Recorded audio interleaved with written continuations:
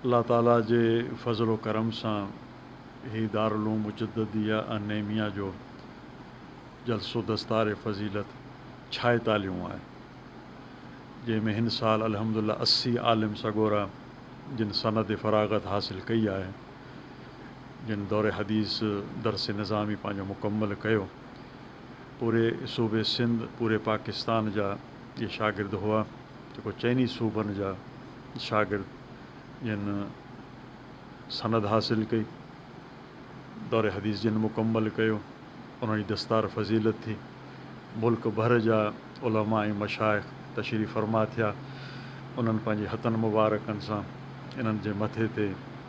इहो नूरानी ताज रखियो। तक़रीबन 80 उलमा जेके पूरे पाकिस्तान जा, जिन 8 साल दरस निज़ामी जो कोर्स मुकम्मल करे अल्हम्दुलिल्लाह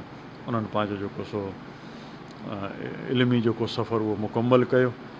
अल्लाह रब्बुल आलमीन खां दुआ आहे त जंहिं मक़सद जे लाइ इन्हनि पढ़ियो आहे, दीन इस्लाम जी ख़िदमत, वञी करे पंहिंजे इलाइक़नि में दीन इस्लाम जी ख़िदमत कनि, इस्लाम दुश्मन जेकी साज़िशूं आहिनि उन्हनि जो मुक़ाबिलो कनि ऐं माण्हुनि खे रुश्द हिदायत जी नसीहत कनि ऐं अवाम उन्नास खे जेकी बि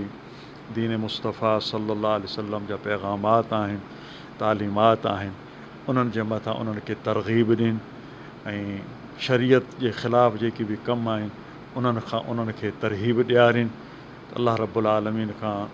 आउं दुआ थो घुरां ऐं अल्लाह जो शुक्र बि अदा थो करियां जो हिन इदारे मां हेसि ताईं अल्हम्दुलिल्लाह तक़रीबन 5000 उलमा जेकी आहिनि से अॼु ताईं जेको सो फ़ारिग़ थी करे जेको दीन इस्लाम जो कमु करे रहिया आहिनि। अल्लाह जो जेतिरो बि शुक्र अदा कयो वञे इहो घटि आहे।